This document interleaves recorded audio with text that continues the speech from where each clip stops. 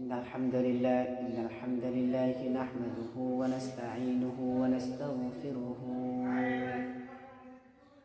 ونؤمن به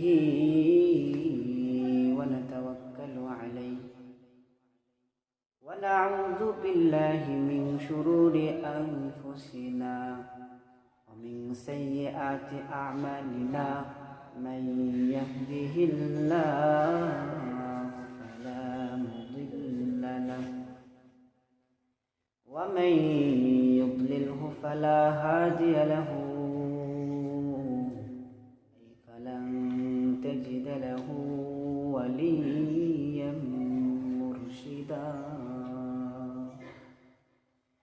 ونشهد أن لا إله إلا الله وحده لا شريك له وأشهد أن سيدنا وسندنا وحبيبنا ومولانا محمدا عبد الله ورسوله أرسله بالحق بشيرا ونذيرا وداعيا إلى الله بإذنه وسراجا وقمرا منيرا একদিন বিশ্বনবী মসজিদে নববীতে নামাজ পড়ছেন। রাত শেষে রুকুতে চলে গেলেন। রুকু থেকে দাঁড়িয়ে পড়লেন সামিআল্লাহু লিমান হামিদা। তখন একজন সাহাবা পেছন থেকে উচ্চারণ করলেন, একজন সাহাবা পেছন থেকে একটি বাক্য পাঠ করলেন, একটি বাক্য উচ্চারণ করলেন, রব্বানা ওয়ালাকাল হামদু হামদান কাসীরান তাইয়িবান মুবারাকান ফি। এই বাক্যটির অর্থ হলো, হে পরওয়ারদিগার, সকল পবিত্রতম অগণিত কল্যাণময় প্রশংসা আপনার জন্য নির্ধারিত। সমস্ত প্রশংসা শুধুমাত্রই আপনার জন্য নির্ধারিত। বিশ্বনবী নামাজ শেষ করলেন। শেষ করে বললেন, ও আমার সাহাবারা, ও আমার কলিজার টুকরা সাহাবারা, এই বাক্যটি আমি কাউকে শিখাইনি, এই বাক্যটি আমি কাউকে বলে যাইনি। এই বাক্যটি পড়ছে, এই বাক্যটি উচ্চারণ করেছে, এই বাক্যটি আমি কাউকে বলে যাইনি। সাহাবারা কোনো কথাই সাড়া দিল না, সাহাবারা কোনো কথাই উত্তর দিল না। সাহাবারা মাথা নিচু করে বসে আছেন, ভয়তে কোনো উত্তর দেয় না।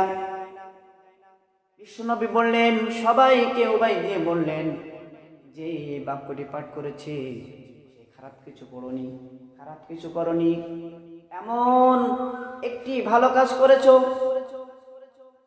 একটা সাহাবা বললেন, ইয়া রাসূলুল্লাহ, এই বাক্যটি আমি পড়েছি, এই বাক্যটি আমি উচ্চারণ করেছি।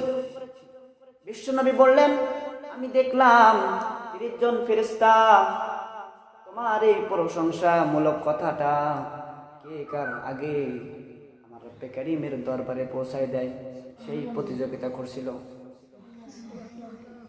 এমন একটি বাক্য তুমি পাঠ করেছো যে বাক্যটি নিয়ে প্রতিযোগিতা করছিল, কে কার আগে আমার রব্বে কারীমের দরবারে পৌঁছায় দিবি।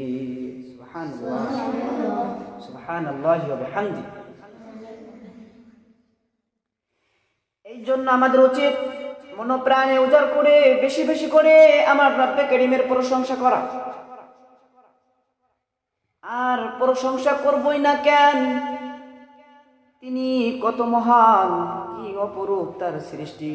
সমস্ত সাগরের পানিকে যদি কালি বানানো হয়, আর সমস্ত গাছকে যদি কলম বানানো হয়, অতঃপর সে সাগরের পানি নামক কালি দিয়ে আর গাছ নামক কলম দিয়ে যদি আমার রব্বে কারীমের প্রশংসা বাণী লেখা হয়, তাহলে সাগরের সব পানি পুড়িয়ে যাবে, গাছের সব কলম শেষ হয়ে যাবে, তবু আমার রব্বে কারীমের মহিমা বর্ণনা করে শেষ করা যাবে না। যাবে কি? যাবে? পৃথিবীতে আমার রব্বে কারীম কত সাগর আর মহাসাগর সৃষ্টি করেছেন। প্রশান্ত মহাসাগর, আটলান্টিক মহাসাগর, উত্তর সাগর, দক্ষিণ সাগর, লোহিত সাগর, আমার রব্বে কারীম আরো কত সাগর এই পৃথিবীতে সৃষ্টি করেছেন। এই পৃথিবীতে দেখেন